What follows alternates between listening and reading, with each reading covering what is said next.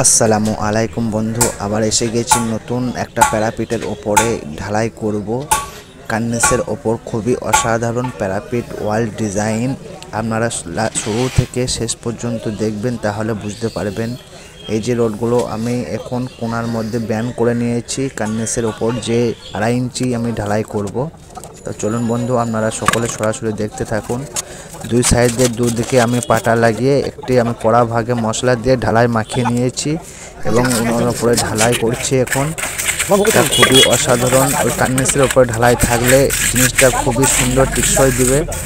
তা আপনারা চাইলে এইভাবে করতে পারবেন, খুব সহজে করা হয়েছে।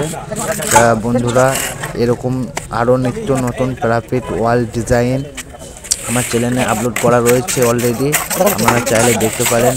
আর এই প্যারাপিটটার ওয়াল একবারে A to Z কীভাবে করা হয়েছে প্রথম থেকে লাস্ট পর্যন্ত ফুল মেজারমেন্ট আমি নেক্সট টাইম আপলোড করবো ইনশাআল্লাহ।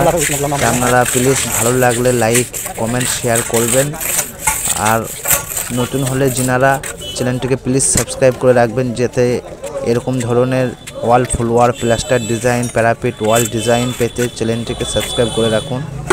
তো চলুন বন্ধুরা, শেষ পর্যন্ত দেখবেন। আবার আসবো অন্য কোনো নিত্য নতুন ডিজাইন নিয়ে। ফুল ওয়াচ করবেন। Thank you my YouTube all friend.